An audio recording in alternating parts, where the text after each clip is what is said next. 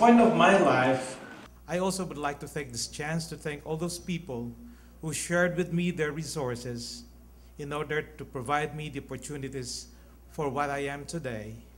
The CEO of Atlantic Gulf and Pacific Company of Manila, a Filipino company with 114 years of glorious history, employing 7,000 workers in the Philippines and around the world.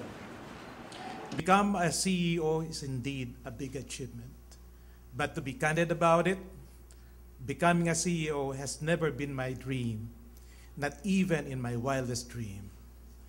Please allow me to relate to you my humble journey, which has brought me to where I am today. I come from a family with modest means. I grew up in Pampanga and completed my elementary and high school education from the public school system. During my growing up years, it was uncertain if I could pursue my college education. I was in my third year high school when my father became one of the pioneer overseas Filipino workers in Vietnam. It was only then I realized that I will be able to have an opportunity to get a college degree. Going to the prestigious private schools in Manila was beyond the means of my parents, as I come from a family with 7 siblings. After I finished my high school, my parents allowed me to enroll at a school in Manila with affordable school fees, the University of the East, where I pursued a bachelor's degree in accounting. As my family could not afford to pay for my living expenses while in college, I had to stay with my relatives in a slum area in Tondo, Manila. In addition, I had to walk every day for 3 kilometers one way in going to school and then back to Tondo after my classes, which I had to do so I could save money for my school supplies. Through hard work, perseverance, and divine guidance, I was able to finish my college education at the age of 19. Immediately after graduation, I took the CPA board examination and subsequently passed it in the same year. I started my professional career with SGV as an auditor, then joined my alma mater, the University of the East, as accounting instructor and research assistant. Later on, I became a budget planner at the Philippine National Bank before I got employed with Shell companies in the Philippines, where I built up my career in finance in a span of 21 years. It was also in Shell that, in addition to finance, I had exposure as well in human resources and overall corporate administration. During my stint in Shell, I had the opportunity to be cross-posted at the Shell headquarters in London for 3 years. During this assignment, I was sharing a big office with 2 Chinese expatriates, one from Hong Kong and the other from Malaysia. Both are equally talented, as they graduated with the highest honors when they finished their college degrees in the prestigious universities in England. My 2 fellow expatriates would normally quit working at exactly 5 o'clock in the afternoon each day, while I had to stay at the office until 10 o'clock in the evening most of the time. The extra hours I spent after normal working hours allowed me to be at par with, or even perform better than my 2 fellow expatriates. At that stage of my life, I had 2 realizations in life. First, all the previous struggles I experienced in life actually served as small steps in preparing me for taking bigger steps later in life in order for me to manage much bigger challenges in my career and in my life as a whole. Second, I was able to recognize that I may not have been given a very brilliant mind, but I must have been provided with 2 special gifts: perseverance and big capacity for hard work. These 2 special gifts have allowed me to be competitive and to achieve my ultimate potential as CEO. In short, I learned that we need to identify or discover our talents or special traits in order for us to achieve our ultimate potential, not necessarily to become a CEO. one can just be a janitor, but he should aim and work hard to become the best janitor in his workplace. I thoroughly agree with LeBron when he said, I believe life is a journey, often difficult and sometimes incredibly cruel, but we are well equipped for it if only we tap into our talents and gifts and allow them to blossom. In 1995, I availed myself of the special separation package offered by Shell. I decided then to become an entrepreneur and set up my own trading company. After operating for over a year, I decided to liquidate the company as it did not make enough money as expected. As a result thereof, I had my third realization in life. Not all good business managers can be successful entrepreneurs. Or simply put, an early quitter would not succeed in business since he would fail to exploit the full potential of his own business. In 1997, I resumed my career as business manager by joining AG&P as Vice President for Finance and Administration under its new ownership. A year after joining this company and for about 13 years thereafter, AG&P encountered numerous operational and financial challenges as can be gleaned from its history. In 1998, the steel fabrication business was adversely affected by the Asian regional finance crisis, just like most industries in the Philippines and the rest of the region. This led to AG&P's continuing operating losses for several years. In November 2000, AG&P labor union composed of 1,500 members staged an illegal strike. The strike lasted for several months, thereby forcing AG&P to temporarily close its main fabrication yard in Bawan, Batangas in late 2001. The resolution of the labor dispute was still pending, leaving only 80 employees working with the company at that time in order to keep it afloat. Due to its closure, AG&P's only source of revenue then was its overseas manpower division, from whose limited resources the company obtained funds for its continued survival. In January 2002, AG&P filed for a petition for rehabilitation with the Regional Trial Court in Batangas City.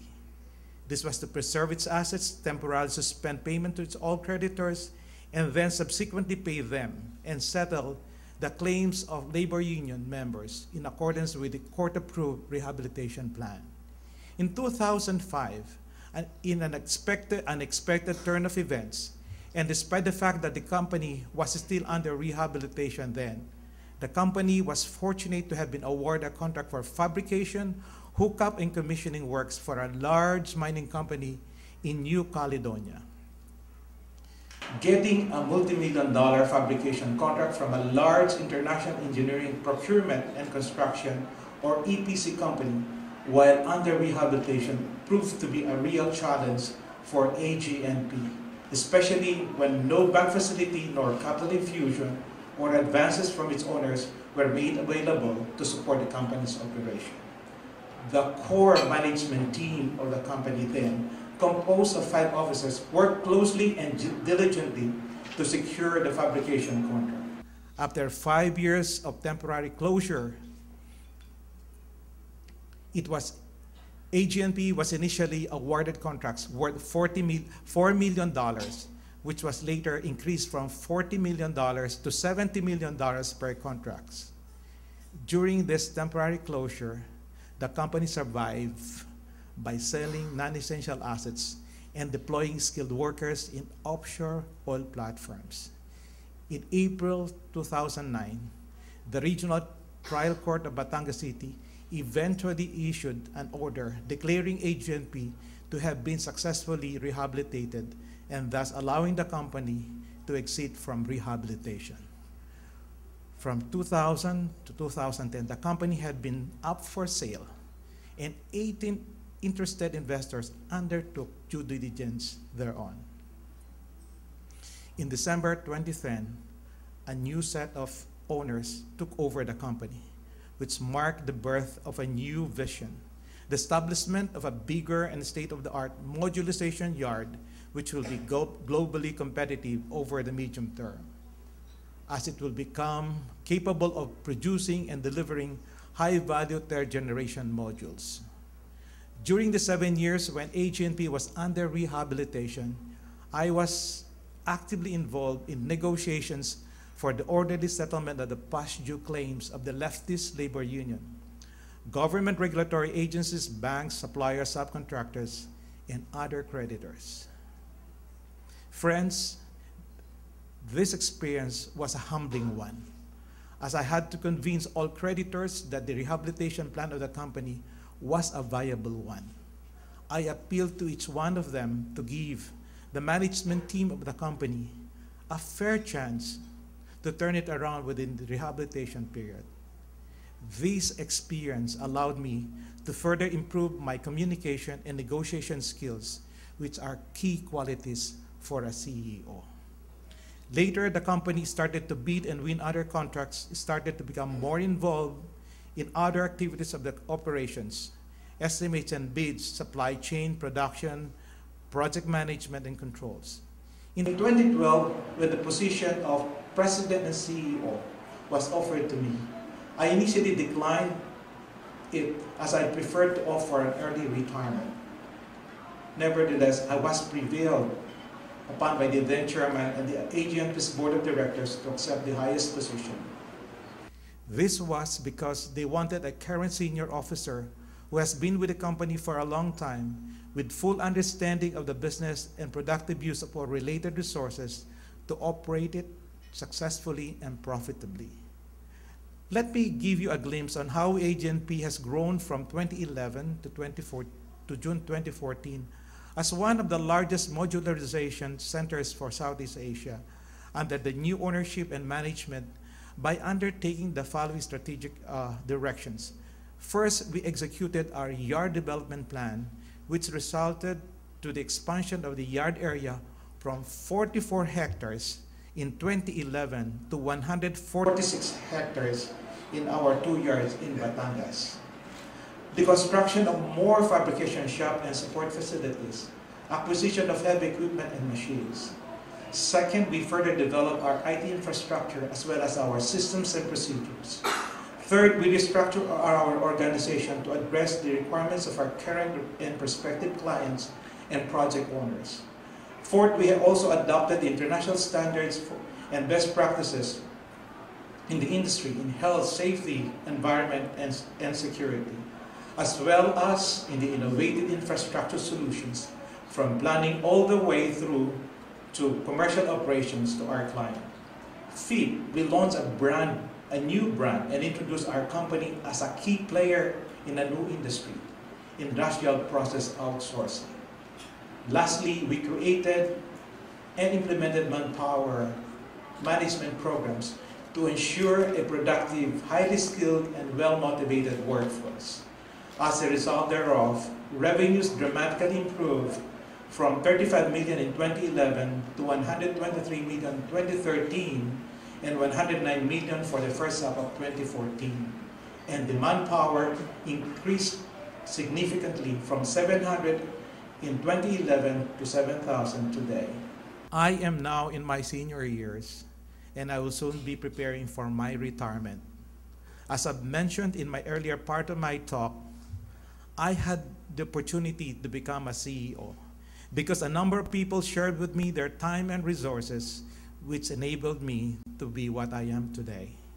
Hence, at this point in time, I consider it as payback time for me to use the available resources within my reach in order to provide opportunities to young, poor, and fresh high school graduates across the country to undergo a skills development program. This is a stepping stone for them to realize their ultimate potentials in life. Allow me to brief you on this skills development program, which also serves as AG&P's strategic program in hiring, training, and retaining a highly productive and well-motivated workforce. This development program is called Project Aspire. Project Aspire is a ladderized and modularized training program which aims to place underage, poor, young, and talented and ambitious Filipinos to be supported by partner institutions, corporate and individual sponsors or donors, and multilateral or government agencies. The graduates of Project Aspire will initially supply AG&P and later the rest of the construction industry with manpower which possesses the required relevant skills or qualifications. Project Aspire has just been launched by AG&P in June 2014. The initial batches of trainees are now undergoing their training at the facilities of two partner institutions, Dual Tech Training Center Foundation in Calamba City, Laguna, and the University of Cebu. Under the training program, the candidates are screened rigidly by AG&P and its two partner institutions for IQ, moral values, aptitude for craftsmanship, physical and psychological fitness, and personal interview to assess their overall outlook in life. The successful candidates will undergo classroom and laboratory training for 6 months with the partner institutions. After the initial 6 months of training, AG&P will provide the trainees with intensive on-the-job training in its 2 yards in Batangas for another 6 months. Upon completion of the basic 1-year Project Aspire training program, the successful candidates will subsequently be hired by AG&P.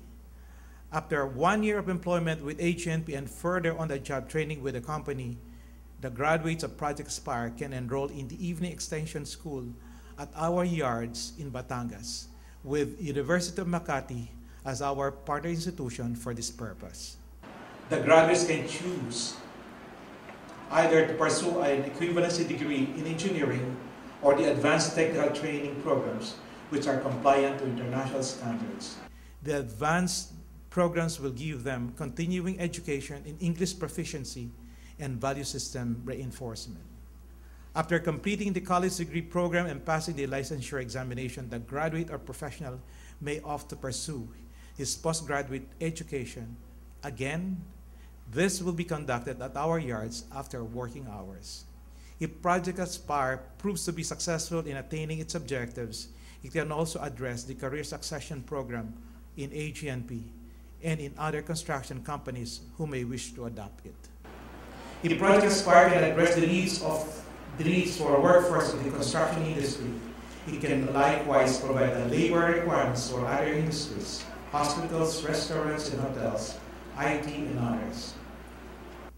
I am determined to support Project Aspire even after my retirement from AG&P. For me, it's a lifetime payback for all the opportunities and accomplishments that I have achieved in life. Quoting Father Gerard de Vesa in an article that he wrote for the Philippine Star, "I love to help. Helping others makes my heart smile." As CEO since 2010, I have recognized that people are the most important resources to make a business truly viable and profitable over the long term. This is my fourth realization in life. If our people deliver quality products and services on time, the interests of other stakeholders, owners, regulatory government agencies, management, suppliers, contractors, lending institutions, and other creditors are timely and properly addressed. In our company, we have ensured that workers remain motivated and productive. We offer them competitive wages, free board and lodging, free transport or equivalent allowance, attractive life and hospitalization insurance coverage. We also provide incentive bonuses linked to attendance, productivity, safety milestone, module loadout, and project completion. We value them, just as we value our clients and other stakeholders. In closing, allow me to reiterate that in life, we have different roads to take to reach our goals. I became a CEO through searching and availing of opportunities and working hard through the years to attain my ultimate potential. Now we have Project Aspire, a structured program for the young and ambitious Filipinos to realize their dreams. Whether you take the structured road or the other with opportunities to look for, if you work hard and persevere, you will achieve your ultimate potential. As I believe in what Ralph Waldo Emerson once said, the only person you are destined to become is the person you decide to be. Someday, I will finally face my Creator, and I expect only one question that He will ask me. Mars, what have you done with the life that I gave you? I hope I can readily and convincingly answer Him, Lord, I have devoted my life to you. All the time that you have given me, all the talents that you have gifted me, and all the resources that you have provided me were used for your honor and glory. Thank you for your patience in listening to my modest story in becoming a CPA. And see you. Good afternoon.